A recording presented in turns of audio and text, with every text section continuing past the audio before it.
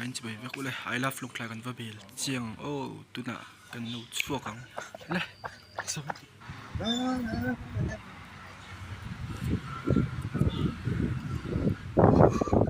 beautiful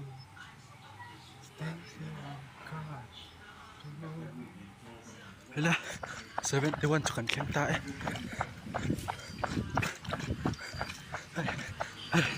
bẩn quý một thế thấy 71 bẩn quý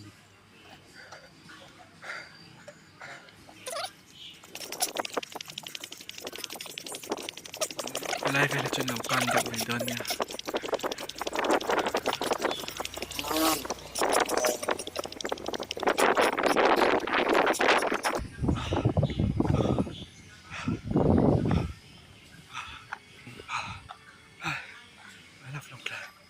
khen tai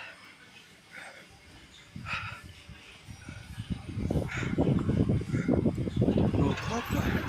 nghe chiều cái nỗi lắm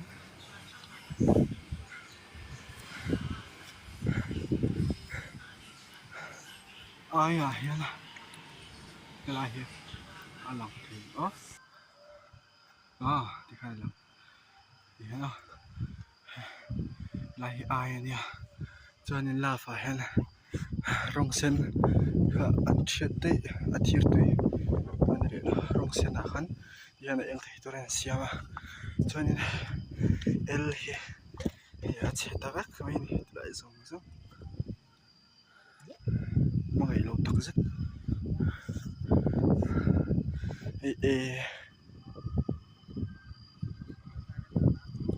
cho nên thấy W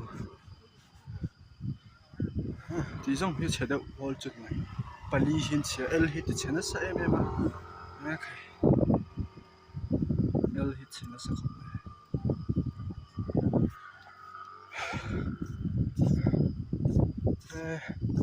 cái bộ hệ akhi để đó thì lại khi mà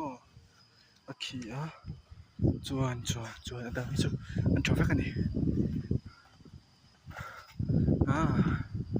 này đó lòng lại chú chế độ đặc rất này chế cột mấy mình cái này lại chế được cả thì lại focus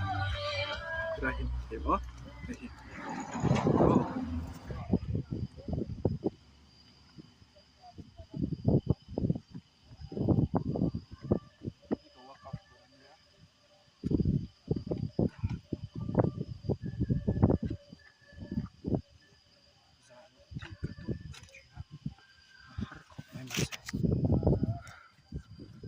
pakahin naktuka ang tandon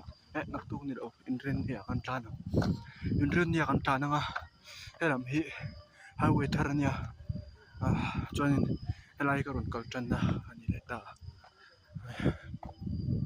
lunglei tu aizol kal na ni mo elai lunglei tu aizol chu longtlai college veng welcome to Longtlai College. Welcome to College. So hello behind College. Kita akan rujuk sama I love Longtlai kita ni. Kan lihat man mek. Pun kang ada. Bye bye vek boleh.